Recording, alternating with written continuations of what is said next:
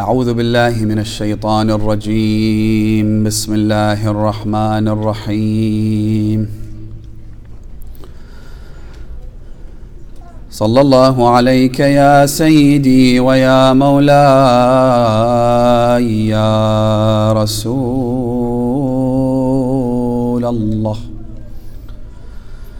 صلى الله عليك وعلى آل بيتك المظلومين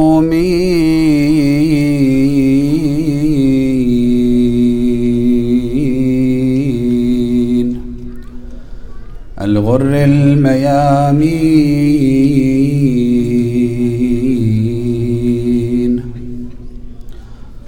روحي وأرواح العالمين لكم الفدا. صلى الله عليك يا مولاي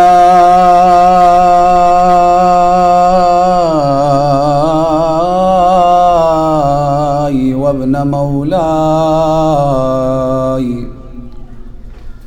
يا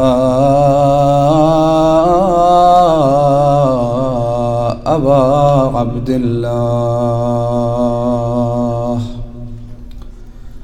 يا رحمة الله الواسعة ويا باب نجاة الأمة، غريب يا مظلوم كربلاء. سيدي يا ليتنا كنا معكم فنفوز والله فوزا عظيما. ليلة الجمعة. اللهم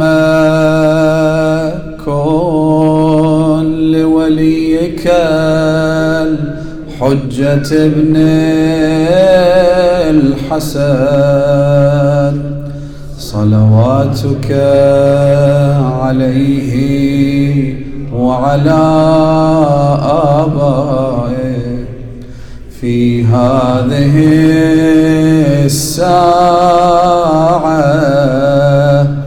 وفي كل ساعة، وليا وحافظا وقائدا وناصرا ودليلا وعينا حتى تسكنه أرضك طوعا وتمتعه فيها طويلا.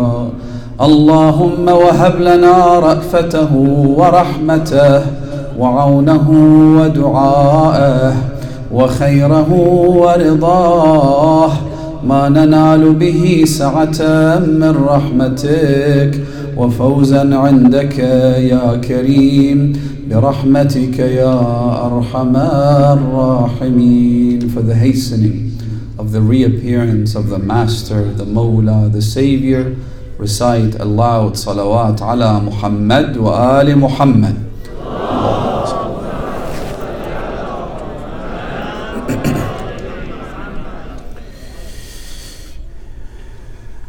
We talked about the sins that pave the way for the calamity of Ashura, this unspeakable tragedy of epic proportions, the like of which has never been seen, the like of which will never be seen until the day of judgment.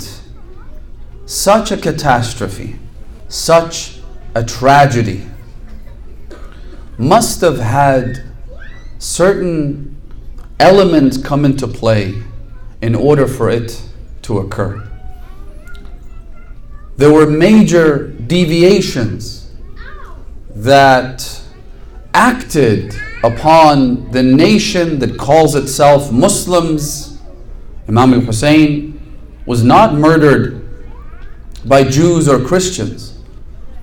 As a matter of fact, I'll share something you've probably never heard before. Towards the end, before Abu Abdullah al-Hussein had passed from this world, they brought in a group of Christian men. Umar ibn Sa'd had brought these Christians so that they would be the ones to murder Imam al-Hussein. Why? This was a classic PR move. So that if this blew up, if it became apparent that Imam al-Hussein had been unjustly murdered, they would simply plead innocence and say that we weren't the ones who killed him. He was killed at the hands of a bunch of non-Muslims. And so, to cover their base, to cover their backs, they brought in these Christians. When Imam al-Hussein was lying in the ditch, and a few minutes passed for the chaos and the mayhem to settle down, for those who attempted to kill the Imam to back off, because each one who approached the Imam said that I looked into his face and I saw the eyes of Imam al-Hussein, the facial features of Rasulullah, and so they couldn't get themselves to actually do it. And so it was at that point that Umar, may God's curses be upon him for eternity, said, take those Christians so that they could carry out their mission. When they approached Imam al-Hussein, and of course these were mercenaries, these weren't Christian priests or monks or righteous people. I mean, these were just as bad as all the Muslims who had come to kill Imam al-Hussein. However, when they approached the Imam, one historian says that their leader went close to the Imam as he laid in the ground. He looked at him for a moment, only to then walk backwards to his original position. They said, what happened? Why didn't you kill him? He said, when I saw him, I saw the face of Jesus Christ. I can't do it. They said, but you must. If you don't kill him, you'll be punished. And so his sword was already in his hand. He began fighting those in his immediate vicinity in order to defend the Imam until he was outnumbered and killed.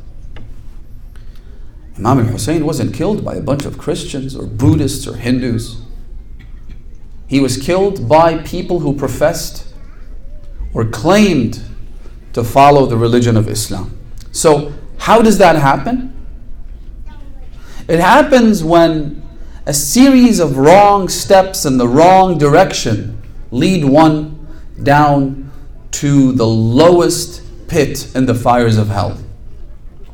This doesn't happen overnight. No criminal turns into a criminal when they're 7 years old. No murderer is a murderer in their childhood. Nobody's born a mobster. What happens is that partly because of their genes, partly because of their environment, partly because of outside influence, whether it be from the family, a dysfunctional family usually leads to children turning to violence, turning to gangs, turning to crime and a life of mischief. That's something we've seen and we've heard and we've read enough books and watched enough movies to know how it works. And sometimes it's a living, breathing example that we see right in front of us. Nobody is born with that innate, vile and vicious animalistic desire to shed the innocent blood of a 6-month-old infant.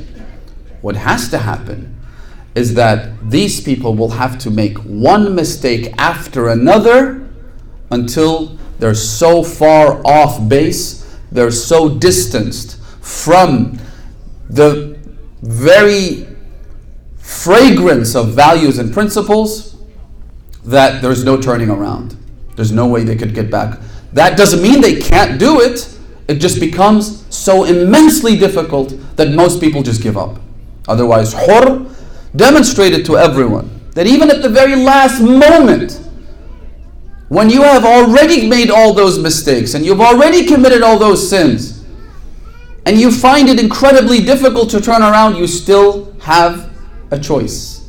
You can still say no. You can never make the excuse that, oh, one thing led to another, and before I knew it, I had committed the sin. You can always back off and turn around. So we spoke about two of those sins. And last night we addressed the love of this dunya, the love of this lowly life, our inseparable attachment to the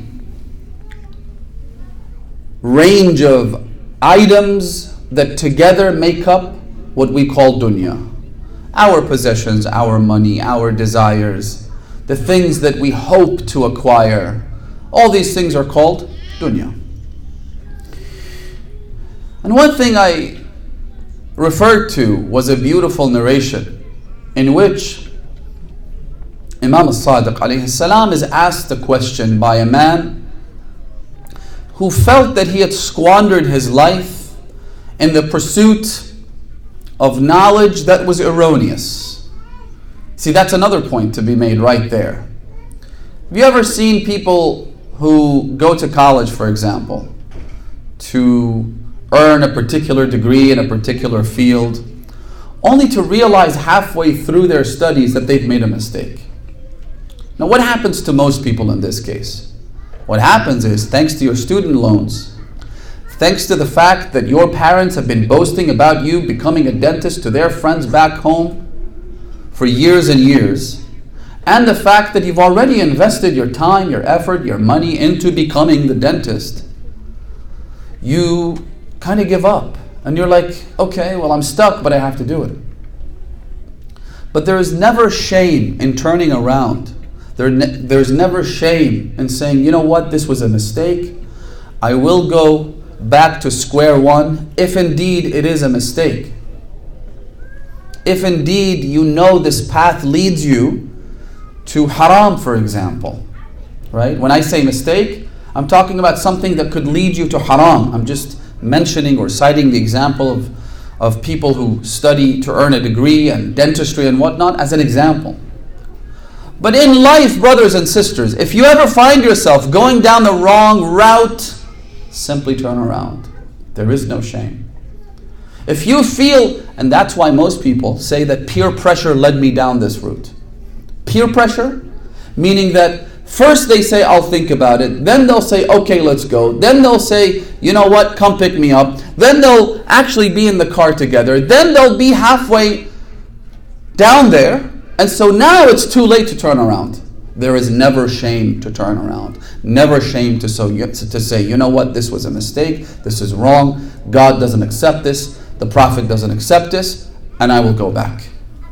Anyway, so this man, whose name was Unwan al-Basri, I'd like to talk about this hadith for a little bit because I think it's critical for us to gain an insight and to try and learn from the instructions of the Imam.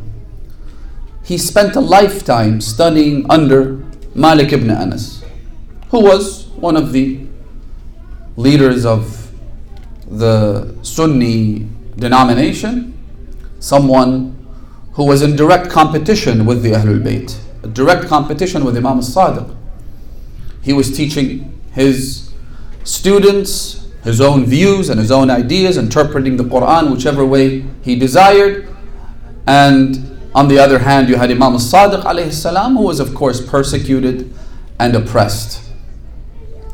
So obviously when you have someone who's sanctioned by the government, someone who's sponsored and supported by the government, like Malik, of course his classes are going to be bigger, more people are going to show up, they get a bigger monthly stipend, right? They would earn an income from this. They would probably get job placements later on because you studied under so-and-so who is approved by the government. Whereas Imam al-Sadiq, if anyone went to his class, what happens?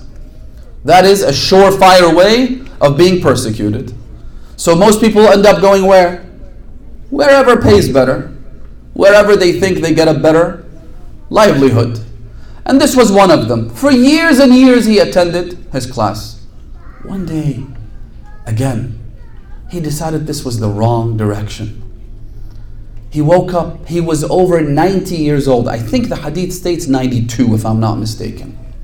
Imagine a 92-year-old man who should be thinking about getting hospice care. He's thinking about saving his soul from the fires of hell and finding his direction, finding his purpose in life. What an admirable thing. It's never too late to learn. It's never shameful to ask. So he says to himself, I've been studying all these classes, but my heart is rusty. I feel blind. I feel lost. By the way, another point to be made here, brothers and sisters. Sometimes your heart just tells you something is just not right. You ever felt that way? You're about to do something, you're about to say something, you're about to go somewhere, and something deep down in your heart says, you know what? Don't. Those are signals that you should listen to. We have traditions about how if your heart feels uneasy about doing something, just don't do it. Right? Anyway, it's God's way of giving inspiration to people. Sometimes God speaks to us that way. So he says, you know what? Let me go give Imam al-Sadiq a try. So he gets up, he goes to the house of Imam al-Sadiq alayhi salam, enters the house, knocks at the door, the servant opens it, he enters.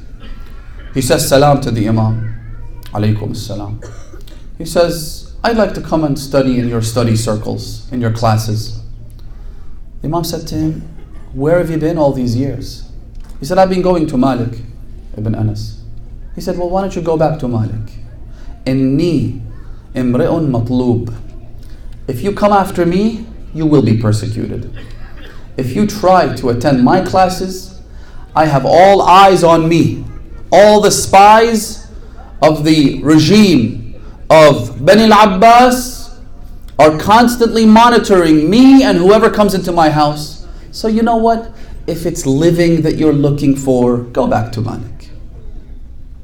The Imam asked him to leave. He got up and left. Now, put yourself in that position. I don't want to expand too much on this hadith because it requires an entire series. I'm just giving you an address and a glimpse of the hadith so that you could, inshallah, explore it further, either with a teacher, a qualified teacher, or at least just to read it.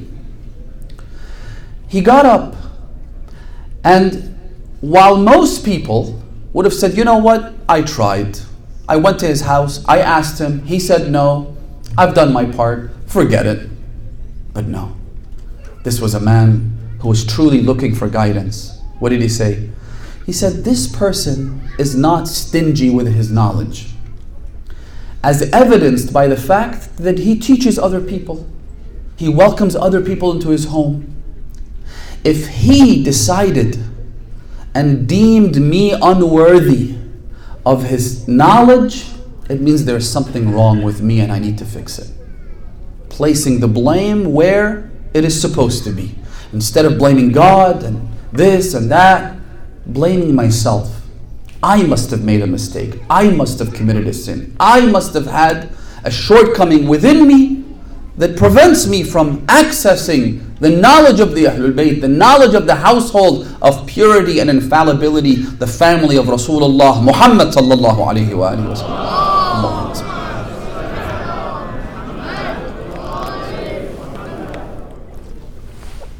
So he blames himself, but he doesn't know what to do, and so he goes back to his home. He is justifiably depressed and upset that what have I done to deserve this? I must have done something that God would not want me to learn from this righteous Imam and descendant of Rasulullah and heir to his knowledge. So he goes to his house. He says, he narrates the story himself. He says, so I stopped going outside of my home. I stopped going back to those old classes because I knew that they could provide me with nothing more than darkness. And so I stayed in my house and wouldn't leave the house except للصلاة المفروضة, except for the obligatory prayers. I would go to the mosque and then come back home and spend my time in prayer and supplication, pleading with Allah subhanahu wa ta'ala, begging that, oh Allah, sway the heart of Ja'far ibn Muhammad towards me. Make him accept me. So, first step, he blames himself. Second step, he goes into a phase of contemplation and pondering. Third step, he prays to God.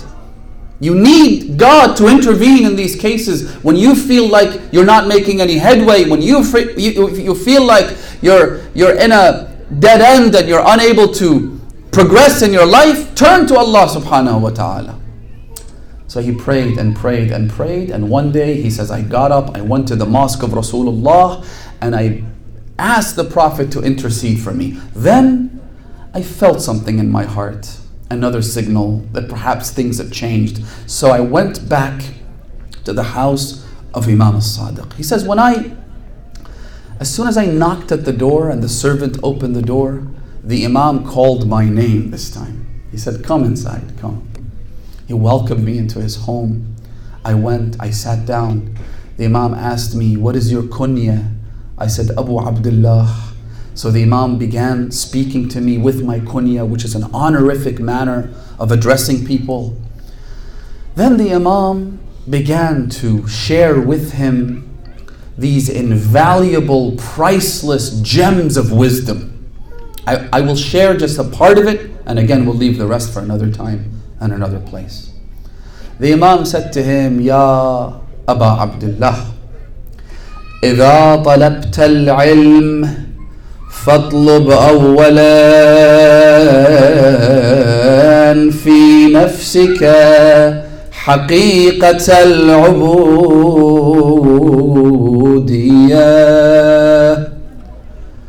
If you truly seek knowledge, then begin by seeking the essence of servitude in your soul. When you seek knowledge, knowledge isn't maths and physics. Knowledge isn't words and letters and numbers and symbols. Knowledge is something else. If you go through the narrations of the Ahlul Bayt, it's not about how many books you've read, though of course you need to read. It's not about how many classes you've attended, though of course you need to attend lots of those. It's not about how many teachers you've had the pleasure of learning from in your life, no matter how righteous they are, though of course that is incredibly important. Knowledge is something else. The Imam in fact says as much. He says to him, لَيْسَ الْعِلْمُ بِالتَّعَلُّمِ. Knowledge isn't what you acquire by learning, meaning reading. لَيْسَ الْعِلْمُ بِالتَّعَلُّمِ. Then what is knowledge, Ibn Rasulullah? The Imam said, إِنَّمَا هُوَ نُورٌ يَقْذِفُهُ اللَّهُ في قلب من يشاء أن يهديه. Knowledge is a light that Allah places in the heart, beams into the heart, the Imam says, of those He wishes to guide, those He wishes to help and provide salvation to. And if that's knowledge, meaning it's the light that you get, it's the illumination, the guidance that you get from the books and the narrations and the scholars and the teachers, that kind of knowledge needs a special kind of vessel. Remember we said that if knowledge was simply books, then anyone could become knowledgeable. You don't even have to be a Muslim to become knowledgeable. You don't even have to be a Shia to become knowledgeable. Anyone could become knowledgeable. You don't have to be pious. But the Imam is explaining that no, if knowledge is a light that God beams into your heart, in other words, it's the application of what you have learned. It's the illumination you see in the face of scholars when you meet them. If that is knowledge, and it is, then it needs a special kind of vessel. It needs your heart to have the capacity to receive that beam of light. So how do you develop that capacity? The Imam begins by saying the first thing you need to do is you need to be a slave, a true slave. Now what is a true slave? The Imam elaborates. He says, number one, فَاطْلُبْ فِي نَفْسِكَ أَوَّلًا حَقِيقَةَ الْعُبُودِيَّةِ وَاطْلُبِ الْعِلْمَ بِاسْتِعْمَالِهِ. Number two, you need to seek knowledge by applying it. In other words, on a more practical level, for all of us to benefit, inshallah, you have those people who come up to you and say, tell me about how God created things from nothing. Tell me how God created the universe in an instant. Tell me about the meaning of this complicated allegorical verse from the Quran. Tell me, what was the first thing that God created? What was the second thing that God created? What was the name of the mother-in-law of Hazrat Abbas alayhi salam? What was the location where the Prophet first landed on his way to Isra and Mi'raj? These kinds of questions, though interesting, they're useless for you and I. They're useless for the vast majority of people. Why? Because you'd think that there are more important, more pertinent things that we need to be worried about. I once said to someone, I said, what time did you pray Salat al-Fajr this morning? And he lowered his head. I said, so you missed Salat al-Fajr and you're asking me about the first creation of Allah? Which do you think is more pertinent to your situation, more relevant to your personal growth and development? Some interesting tidbit that you hold in your brain and you might even share, next to the water cooler at your office or to your friends, or tweet about or post a Facebook post about and try and act all high and mighty, try and act knowledgeable? Or the fact that you missed your prayers, my brother? The Imam says to him, اطلب العلم باستعماله. You want more knowledge? Apply what you already know. You already know that disrespecting your parents is a sinful act which brings destruction to your life in this world as well as the next. Apply that. You want more knowledge? You want to learn more about how Allah subhanahu wa ta'ala makes those who hurt their parents enter into a vicious cycle where their own children will also ostensibly and invariably hurt them in return? You want to know the relationship and how the universe works as far as that's concerned? Don't be concerned with that. Begin by applying what you already know. There is a lot of things that you already know. A lot of immoral acts that you know to be immoral and grotesque and sinful. Start there, the Imam is telling this man.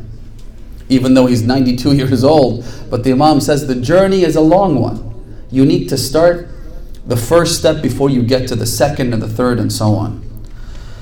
So, number one, you need to create the capacity in your heart for servitude. You need to be a slave, which I'll elaborate later. Number two, the Imam says to him, you need to apply what you know so that you could acquire more. Number three, وَاسْتَفْهِمِ اللَّهَ يُفْهِمُكَ. And ask God. Plead with God. Beg Him for knowledge. Beg Him for better understanding. Beg Him for the removal of doubt that a lot of people have in their minds. Beg Allah subhanahu wa ta'ala. And part of the begging process involves not only prayers and supplications and ensuring that you pray on time and that you pray properly, but also it involves things like going to ziyarah. Brothers and sisters, I said this last night. It's just not worth sinning in this life so that we could live here for 50, 60, 70 years and then regret it for eternity. Instead, do things that will yield their returns and their profits for eternity.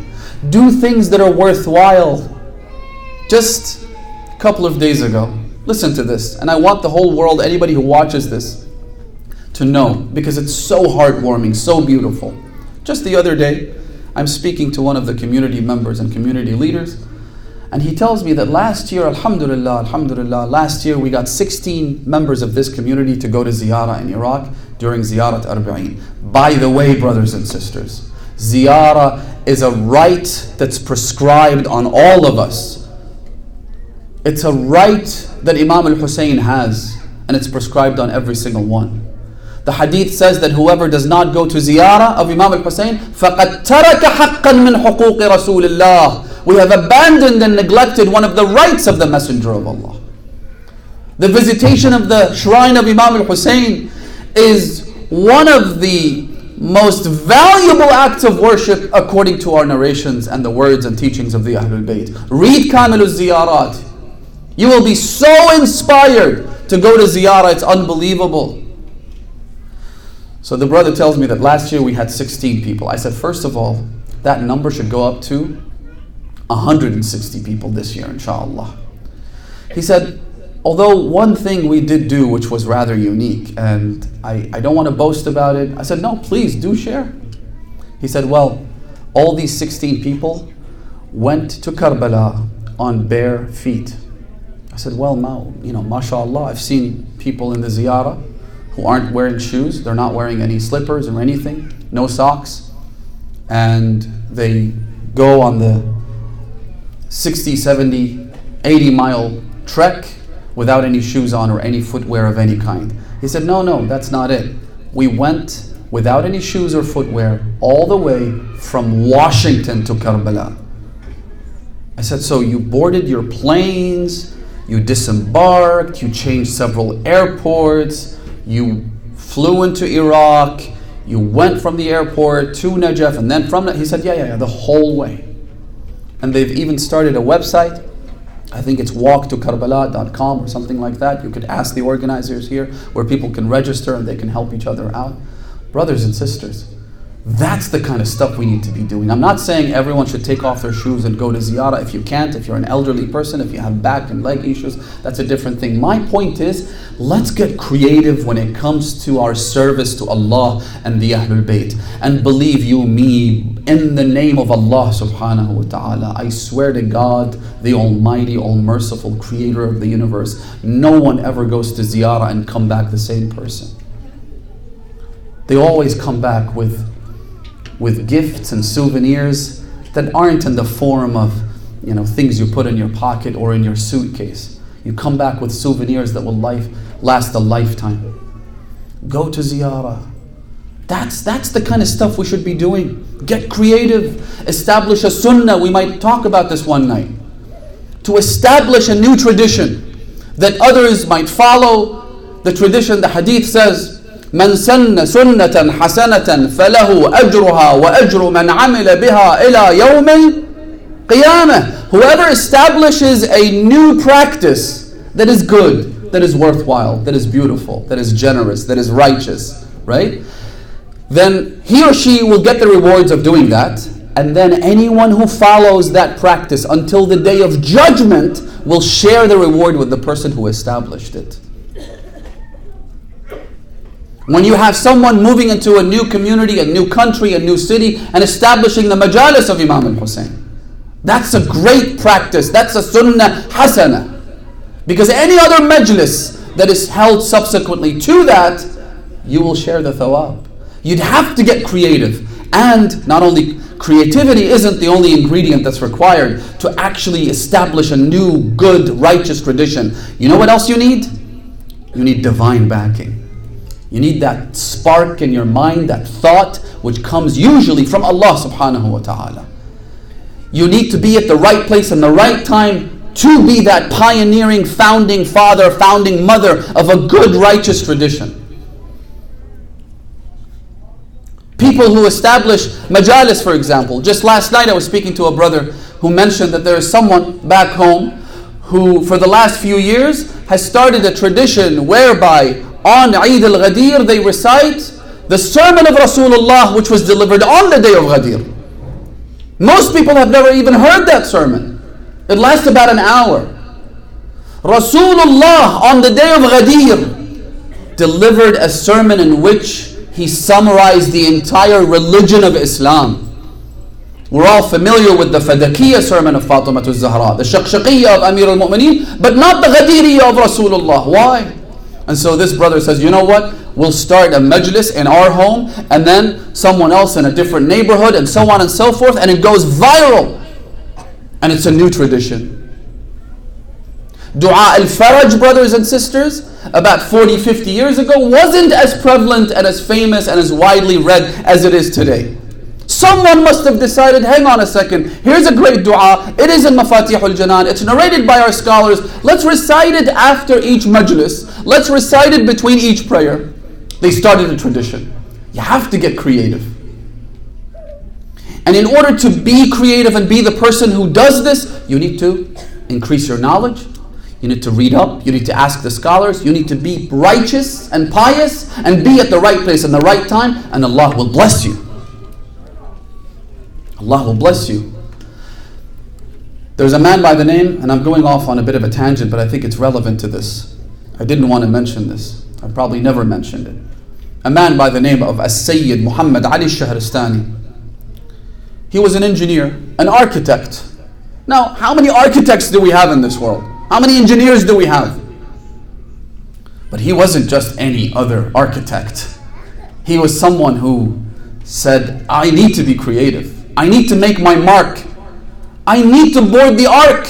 I need to be one of those people who serves the Ahlul Bayt in a manner that perpetually gives me its rewards. Sadaqah jariyah, as the hadith says, right? This perpetual charity that keeps giving and giving and giving until the day of judgment.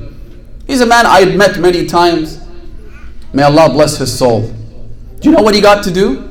He became the chief architect and engineer for the reconstruction and renovation of all the shrines of the Ahlul Bayt in Iraq. That just doesn't happen, brothers and sisters. It's not some accident that you get selected for a job like that. No.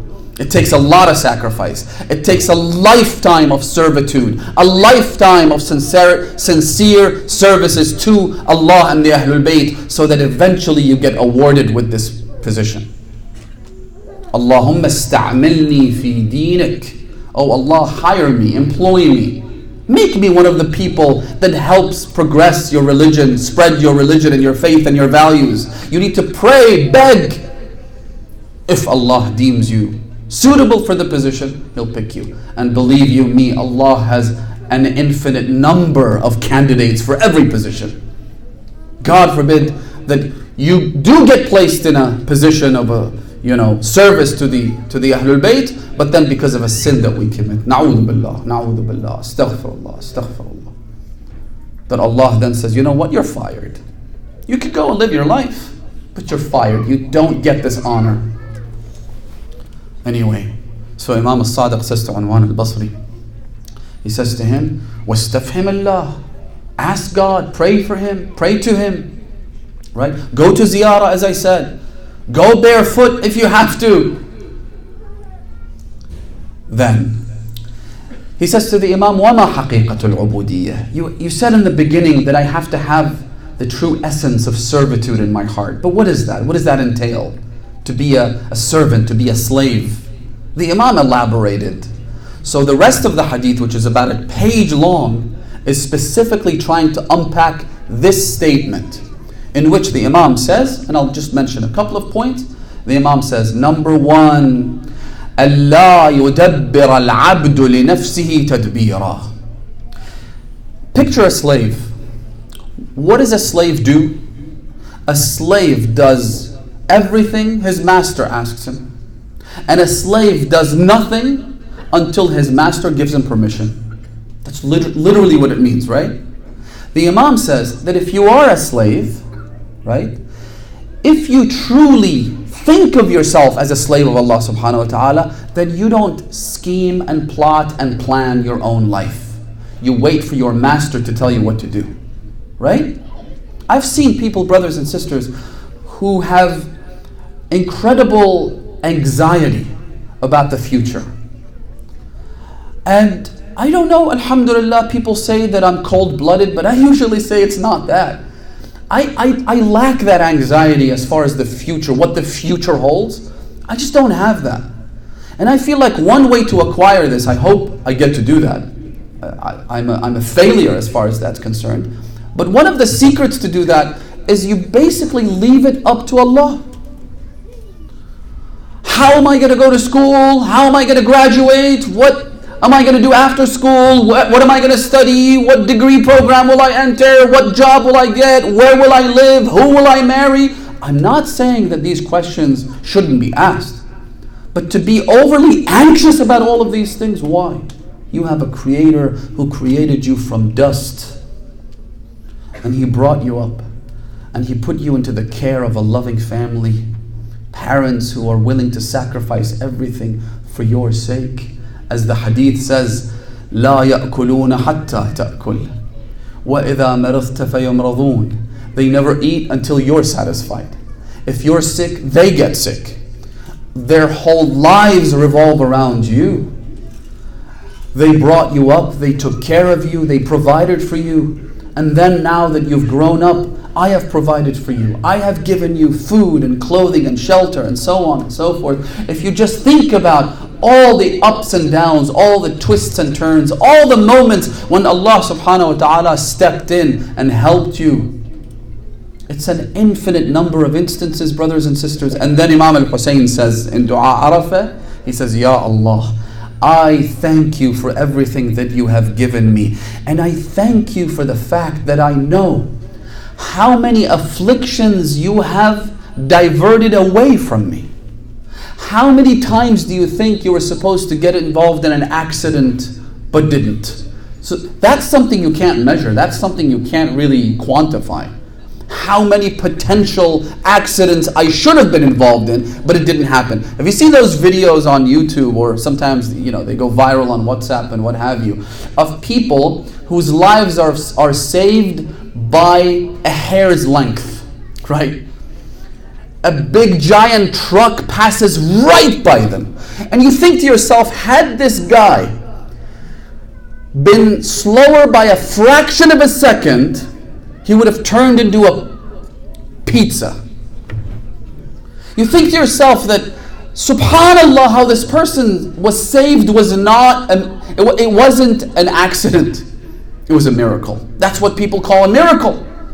I was supposed to die. I was supposed to lose. I was supposed to end up in a different place. But Allah subhanahu wa ta'ala. And Imam al-Hussein says, oh Allah, I can't even quantify how many times and how many places you diverted danger from me so that I would be where I am today, listening to the eulogies of Abu Abdullah al-Hussein. And there is no greater blessing than that, brothers and sisters. Alhamdulillah alladhi hadana lihada wa ma kunna linahtadi lawla an hadana Allah. Praise be to Allah to have guided us to this, to have brought us to this point in our lives where we are here yearning for Abu Abdullah al-Hussein. Our hearts filled with love and passion for him and his family and his pains and his trials.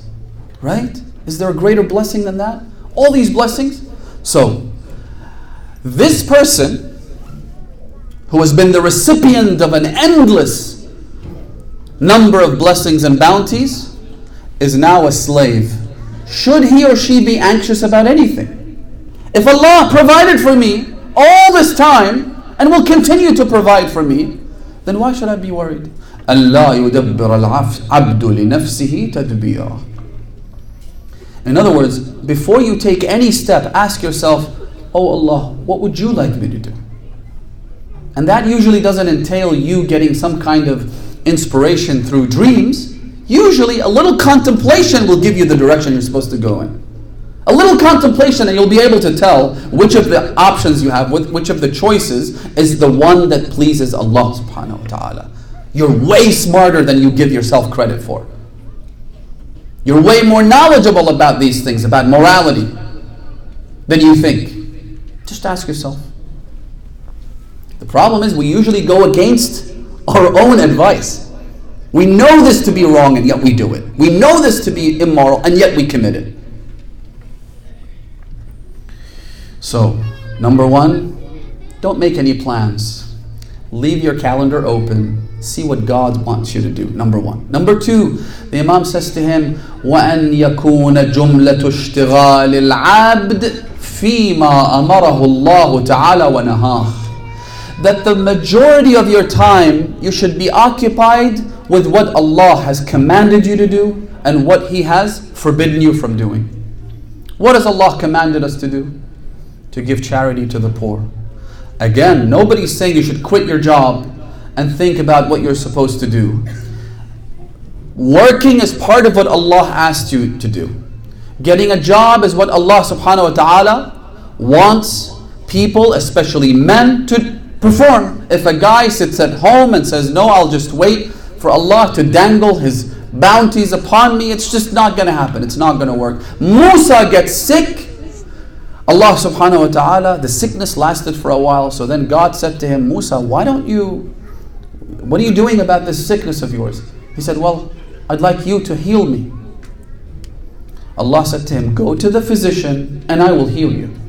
But you have to do what you're supposed to do. You can't just expect a miracle out of thin air, although miracles do sometimes happen out of thin air. Allah subhanahu wa ta'ala sometimes shows you, demonstrates to you that He was in fact the one who averted the danger, who provided for you. وَمَنْ يَتَّقِ اللَّهِ يَجْعَلْ لَهُ مَخْرَجًا وَيَرْزُقْهُ مِنْ حَيْثُ لَا يَحْتَسِبُ. Those who are conscious of Allah subhanahu wa ta'ala and who shield themselves from transgressions of Allah, God will provide for them from sources they did not expect, and He will find a way out of the trouble that they're in for them as well. Then the Imam says, and وَأَلَّا يَرَى. So number 3, وَأَلَّا يَرَى الْعَبْدُ فِيمَا خَوَّلَهُ اللَّهُ تَعَالَى لَهُ مُلْكًا. 1/3 sign of being a true slave of Allah and therefore capable of receiving the light beam of knowledge from God is that you do not think of your possessions as being yours. This isn't your property. This is the company car. This is the expense account. This is a loan that's been given to you by Allah subhanahu wa ta'ala to live your life and to also fulfill His duties that He's prescribed upon you. There's a beautiful hadith in which the Holy Prophet says, he says, أيها الناس كونوا في الدنيا الضيافة. O people, be guests in this world. What does a guest do? When you go to somebody's house and you're a guest, what do? Well, you sit there quietly, politely. When you serve the food, you eat what you must, right? You are courteous, you're kind, you're nice. You don't cause any mischief, you don't go crazy. This isn't your house, this isn't your man cave, this isn't your own basement, this is someone else's house, and you're a guest at their house. And then, when you get a signal that perhaps it's already been 3-4 hours and you should really get up and go, you get up and you leave. You say thank you, you show gratitude and appreciation. Fi amanillah, fi amanillah. You don't overeat, you don't overdo things. You act in a courteous, professional manner, you have your food, and then you leave. The Prophet says this is how you're supposed to be in this world. It's not yours, it's a loan. It's a car that's been given to you to drive around when you must, right? But then you also know that if you get a phone call from the company, from your boss, to bring back the car, you have to bring back the car immediately. And sometimes that happens without any forewarning. Sometimes the boss might call you and say, bring the car right now, I don't care where you are, I don't care what you're doing, I don't care what. And that's how death comes, right? It's time to go. Oh no, I still got a lot of things to do, I still have a lot of items in my bucket list. It's time to go. No ifs, no buts, you're leaving. They're coming to get you. So you better be ready all the time. All the time. Which is why when scholars neared their death, you could see this calmness. And not just scholars, but all believers, all mu'mineen who are devout and devoted, committed to the cause of Ahlul Bayt alayhimus salam, servants of the Imam, devoted, loyal servants of Imam al-Zaman, the Imam of their time. To them, one of my relatives, he passed away a couple of years ago. When he was told that he had terminal cancer, my brother was with him. He said he was surprisingly jolly and happy. And he called his daughters and he was telling them that, hey, did you hear the doctor saying I only have about a month to live? And he would then crack a joke. And so he says, I thought maybe he's in shock. Like, this doesn't make any sense, right? And then he says, one of his daughters said to him, Baba, why are you talking like this? Why are you cracking jokes and telling us that you've got a month to live? It makes no sense. It doesn't add up. He said, well, sweetie, what you don't understand is that my entire life I've been yearning to meet Amir al Mu'mineen. And I know that, as the Imam himself said to Harith al-Hamdani, Ya Hara Hamdan, man yamut yarani. When a mu'min is about to die, one of the first things they see is the luminous face of Amir al Mu'mineen. And I've been yearning for this my entire life. He was a poet. He's written so much poetry about the Imam, so much poetry about Imam al-Hussein, about Imam al-Rida, about the Ahlul Bayt, about the Prophet. He said, I have been counting down to this. I've been waiting for this. I couldn't be happier right now. I have eventually achieved what I've always set out to do. Now, brothers and sisters, why then are we headed in the wrong direction? Why is it that we're obsessed with this life and this world to the extent that even sins don't matter to us? Why, brothers and sisters? And I'm not going to unpack this too much. I will use discretion. I want you to figure out examples that fit into this description. Why is it that when we sins being committed out in public on a national, international level, when you see a global phenomenon happening where sins that were previously seen as utterly grotesque and disgusting are now completely legitimized? I'm not saying that you should prevent that from happening. Why? Because there's just too many people doing too many crazy things. But here is the very least you should do. In your heart, you should condemn it. In your heart, if you know this is a sin, you condemn it and you say, oh Allah, I am displeased with this. Within your family, within your friends, when you sit down, talk about how this should be condemned. Talk about how this is wrong and immoral. Don't make it normal. Don't make sin and transgression and going against the teachings of God a normal thing. Oh, everybody's doing it nowadays. It's okay now. It used to be bad, now everybody's doing it. Don't go down that route, brothers and sisters. Haram and halal should be emphasized. Haram and halal should be taught to our children. I am so inspired sometimes when I see a little kid going to the supermarket and then telling his dad or mom, Mommy, is this halal? The second she says it's haram, it's not halal, he puts it back on the shelf. How beautiful is that? That children are brought up learning about halal and haram. That if it's haram, this is a red line, never to be crossed, no matter what.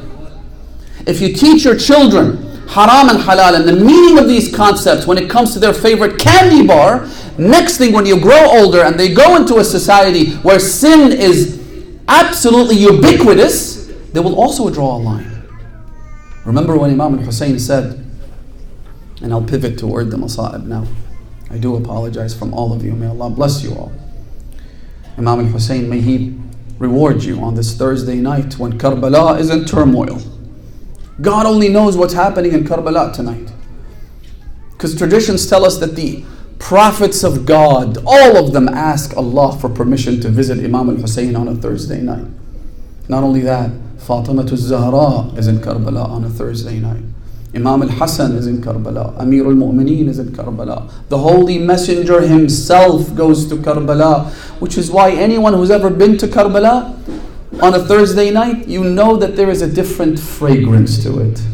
You know there are guests coming to visit the shrine of Aba Abdullah al-Hussein. Brothers and sisters, this is something that has to be ingrained in our children, in our families. As I said, when they grow older, They should be able to draw a line and say, this is haram, this is wrong, this is immoral, and back off. Now, let me take you to a group of people whose devotion to their cause was such that Imam al-Baqir says the companions of Imam al-Hussein did not even feel the blade of the swords and the spears and the arrows and the daggers on their bodies. They did not experience any pain whatsoever. It's in a hadith of Imam al-Baqir. Why? Because they're all laser focused on one mission, that of Aba Abdullah al-Hussein. When you're focused on your mission, when you are devoted to that one singular thing which you must protect at all costs, nothing else matters. You don't even feel the pain of the swords and the spears. Allahu Akbar. Brothers and sisters, the companions of Imam al-Hussein, if you examine their lives, if you look at their background, if you conduct a background check on each of them, what you'll find is not people with fancy accolades or university degrees or social titles or anything like that. What you find is that one singular mission. What you find is devotion. What you find is a commitment that once I've drawn this red line, I will never cross it, no matter what. Which is why Imam al-Hussein on the eve of Ashura describes his companions. Listen to this description. Listen to this.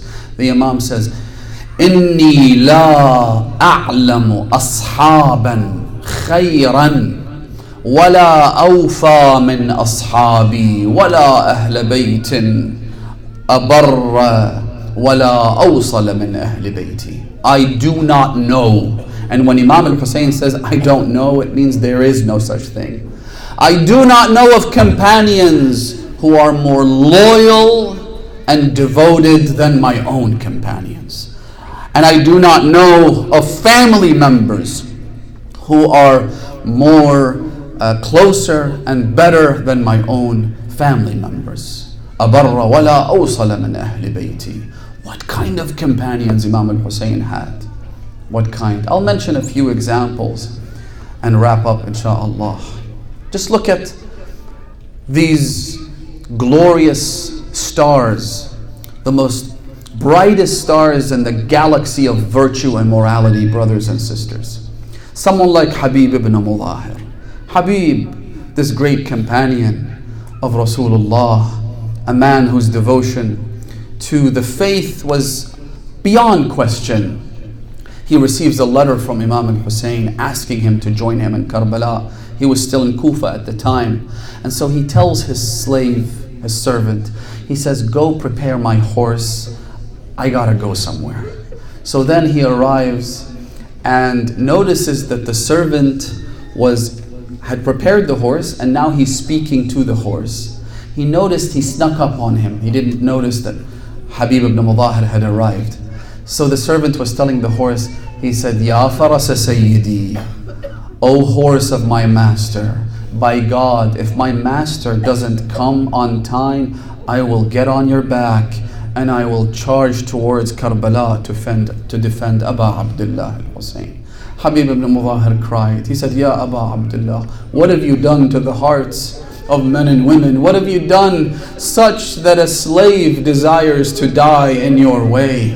And so they went together to Karbala. When they arrived, history describes an incredible scene, paints an unimaginable picture of Habib arriving while crawling on his hands and feet towards the feet of Aba Abdullah al-Hussein. Lady Zainab rejoices when she hears Habib has arrived. Habib inspired everyone.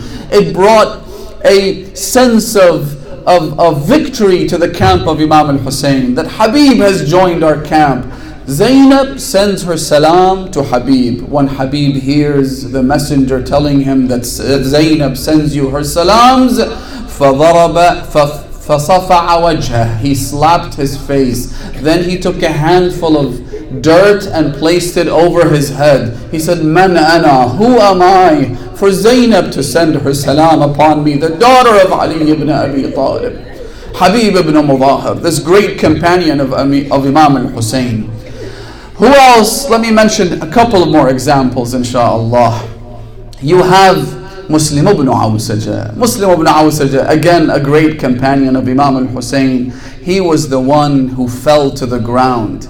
Habib ibn Mudahhar and Imam al-Hussein rushed towards him. When they arrived, he spoke to Imam al-Hussein a few words, then he looked at Habib. Habib said to him, Ya Muslim, is there a last will, instructions you'd like to leave with me? Perhaps a message to your family, you're about to die, even though I am following in your footsteps. Muslim said to him, yes, I have some instructions. عَلَيْكَ بِهَذَا الْغَرِيبِ. You see this stranger, you see this lonely man, قَاتِلْ دُونَهُ حَتَّى تُقْتَلْ. I want you to die before any harm reaches Aba Abdullah al-Hussein. So Habib told him, لَا نُعْمَنَّكَ عَيْنَا. Yes, my old friend, I shall make you proud. Allahu Akbar. These were the companions of Hussein. Another one says to the Imam, when the Imam told him on the eve of Ashura that you can all leave me alone, the enemy doesn't want you, they only want me. They all got up. The tradition says they emerged from their tents like roaring lions. They approached Aba Abdullah al-Hussein. They stood there and started speaking in a manner so that Zainab and the women and the children could also hear that they were not going to abandon Aba Abdullah. They were going to stay with him until their last breath.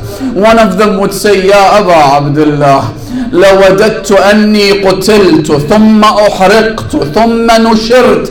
I wish I were to die, to be killed, then to have my body burnt, then have my ashes dispersed in the air, and then brought back to life 1,000 times over, rather than leave you all alone here amongst these vicious beasts. Another one would say to Aba Abdullah al-Hussein, أكلتني السباع حيا لو أنا تركتك. I would rather have the lions and the beasts of the desert devour me while alive than leave you and Zainab and Zayn al-Abidin and Sakina and Rubab all by yourselves. Each one of these was a star. Another one, he's an elderly man. Traditions say he was 90 years old. He comes to Imam al-Hussein with an arched back and a headband on his head that was used to lift his eyebrows so that he could see. An elderly man in that manner comes to Imam al-Hussein. Abdullah ibn Afif al-Azdi is his name. The Imam said to him, Shakarallahu sa'yaka ya Shaykh. May Allah bless you, old man. What are you doing here? He said to the Imam, I am here so that I could do something for which I can receive the intercession of your grandfather Rasulullah.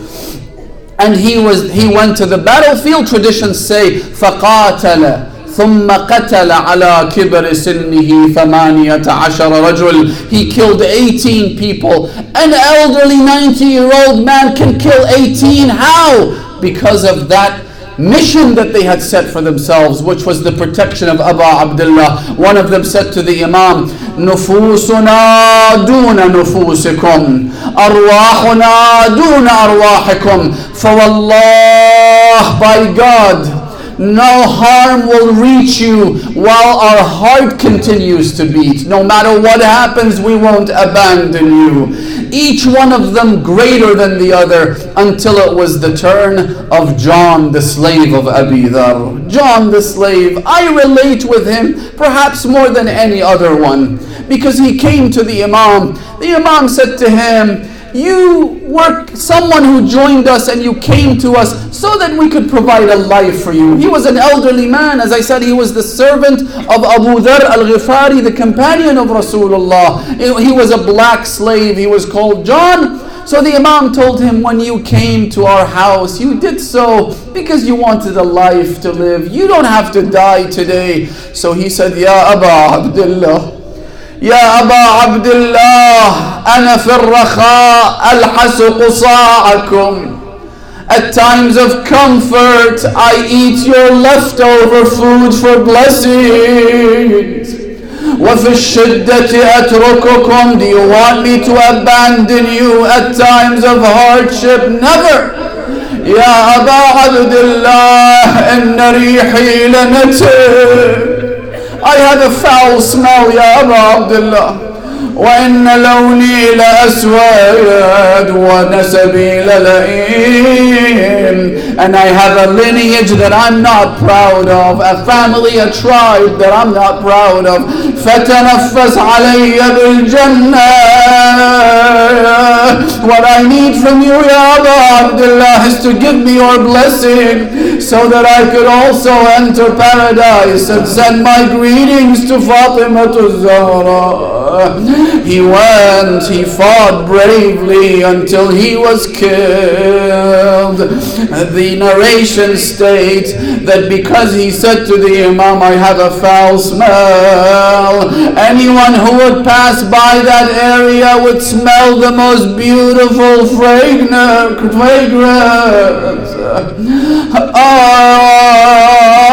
And I say, Ya Aba Abdullah, I am a sinful slave as well. I am an insubordinate slave. Ya Aba Abdullah, I know I am not worthy. I know I don't deserve you. I know that your gaze should be in the direction of more worthy people. I know I have been bad. ولكن تنفس علي بالجنة. Allahu Akbar. Until it was turn for Aslam, the Turkish slave. Aslam, the Turkish slave, also went. He fought bravely until he fell down. Aba Abdullah rushed to him. Aslam's eyes were closed, his face filled with blood, when he suddenly noticed the warmth of someone's cheek rubbing against his cheek. He opened his eyes only to see that it was Aba Abdullah al-Hussein. So he said, Man mithli wabnu bint Rasulillah wa'adhan khaddahu ala khaddi. What an honor! Who is like me? And the grandson of Rasulullah has his cheek rubbing against my own. Aba Abdullah comforted him. He held him in his lap. The last thing he saw was the face of Aba Abdullah. Now I ask you, O mu'mineen, every one of the companions had Imam al-Hussein comfort them. Do you know where I'm going with this? But in a few hours, when Aba Abdullah was on the ground, shaking and shivering, blood gushing out of his wounds, who was there to comfort Aba Abdullah? There was no one to come and hold his head in their lap. But there was something else happening. There was someone else headed towards the Imam. Aywa waylah wa musibatah. Ya Rasulullah, Ya Imam al-Zaman, how dare I say this? Instead of someone comforting him, instead of someone holding his head, وَالشِّبْرُ جَالِسٌ عَلَى صَدْرِهِ. Shimr sat on the Imam's chest. Zainab is watching you, shameless monster. Ruqayya is looking, you impious animal.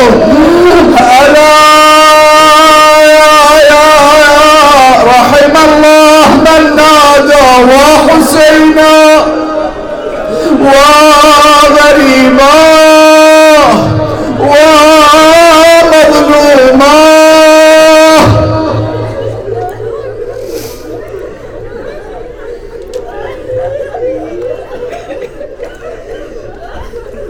حول ولا قوة إلا بالله العلي العظيم. Thursday night, Imam Zaman cries for Imam al-Hussein every day. Imagine what he's going through tonight. Imagine what the Imam of your time, what he's feeling right now. Ya Hujjat ibn al-Hasan. Scholars say that during the 10 nights of Muharram, our ulama would say we should give charity on behalf of Imam al-Zaman for his safety. Bismillah ar-Rahman ar-Rahim. Allahumma kulli waliyaka al-Hujjat ibn al-Hasan صلواتك عليه وعلى آبائه في هذه الساعة وفي كل ساعة وليا وحافظا وقائدا وناصرا ودليلا وعينا حتى تسكنه أرضك طوعا وتمتعه فيها طويلا. اللهم بإمام زماننا احفظنا من كل سوء يا الله. بإمام زماننا عجل لنا الفرج يا الله. بإمام زماننا احفظ شبابنا من الانحراف والسوء والمكروه. بإمام زماننا أصلح كل فاسد من أمور المسلمين. بإمام زماننا ارزقنا في الدنيا زيارة الحسين وفي الآخرة شفاعة الحسين وثبت لنا قدم صدق عند الحسين وأصحاب الحسين الذين بذلوا مهجهم دون الحسين عليه السلام. اللهم وارحم موتانا إلى أرواحهم نهدي ثواب المجلس وثواب سورة المباركة الفاتحة مع الصلوات.